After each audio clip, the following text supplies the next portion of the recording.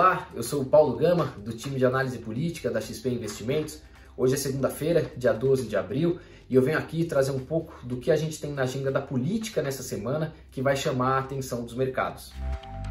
É a terceira semana consecutiva já em que a gente tem um impasse sobre o orçamento, aprovado no final de março, a gente lembra, mas com alguns problemas que fizeram com que o Ministério da Economia dissesse que ele é inexequível. Ele foi aprovado com despesas obrigatórias subestimadas para que coubesse dentro do teto de gastos mais recursos destinados às emendas parlamentares.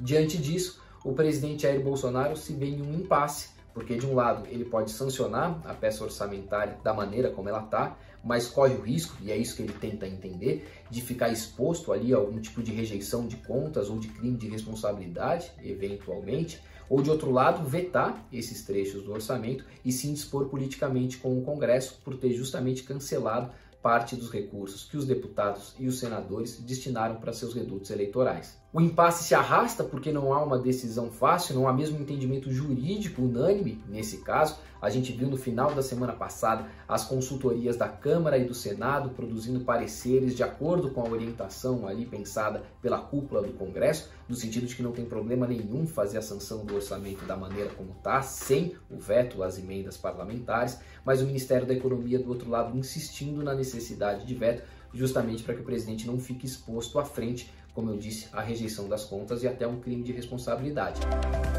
As discussões para tentar solucionar esse imbróglio tendem a continuar nessa semana. Há uma série de cartas na mesa, uma série de alternativas ali pensadas pela Câmara, pelo Senado, pelo Ministério da Economia, pelo Palácio do Planalto, que vai tentar buscar ali um entendimento que deixe ele juridicamente confortável, sem ficar exposto ali a uma eventual rejeição das contas, mas politicamente seja positivo também na relação dele com o Congresso. Essa discussão passou a contar na semana passada com um ingrediente extra de tensionamento entre governo, Supremo e Congresso, que foi a decisão do ministro Luiz Roberto Barroso de determinar que o presidente do Senado, Rodrigo Pacheco, instale a CPI que vai apurar as responsabilidades do governo federal na pandemia de coronavírus. Isso tem algum tipo de influência sobre o orçamento, porque nessas negociações o Senado, que vai conduzir a CPI, tem um elemento a mais ali de pressão, justamente para tentar extrair mais vantagens dessa negociação sobre o orçamento.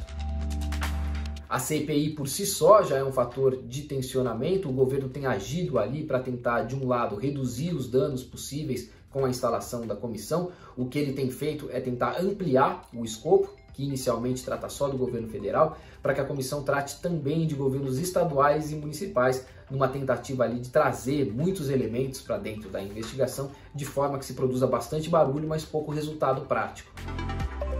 Essa confusão toda ganhou mais um elemento no domingo à noite, quando o senador Jorge Cajuru divulgou o áudio de uma conversa dele com o presidente da República, em que o presidente pede justamente a tentativa de se ampliar o foco da CPI, trazendo para dentro governadores e prefeitos, e pede também pressão do Senado sobre o Supremo Tribunal Federal para que ele diga ao presidente do Senado, Rodrigo Pacheco, que devem ser abertos os processos de impeachment contra os próprios ministros da Corte, muitos deles parados também na mão do presidente Pacheco. Isso traz um elemento extra de instabilidade para a relação que já não andava muito boa entre o presidente da República, alguns ministros do Supremo e mais recentemente com a cúpula do Congresso, diante aí dessas últimas discussões pela mudança de postura do presidente em relação justamente ao combate à pandemia, a questão da vacinação, mudanças ministeriais e mais recentemente o orçamento, que tem sido alvo dessas disputas ali entre a economia e a cúpula do Congresso.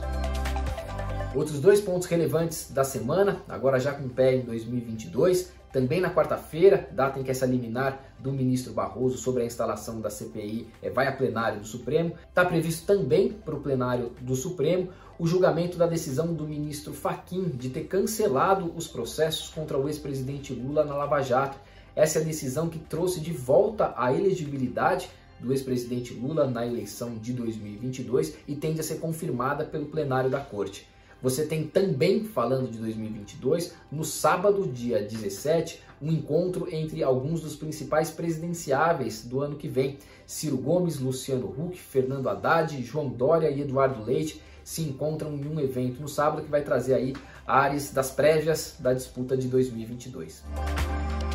Isso é um pouco da agenda da política nessa semana que vai chamar a atenção dos mercados e eu volto com os desdobramentos disso na próxima segunda-feira. Até lá!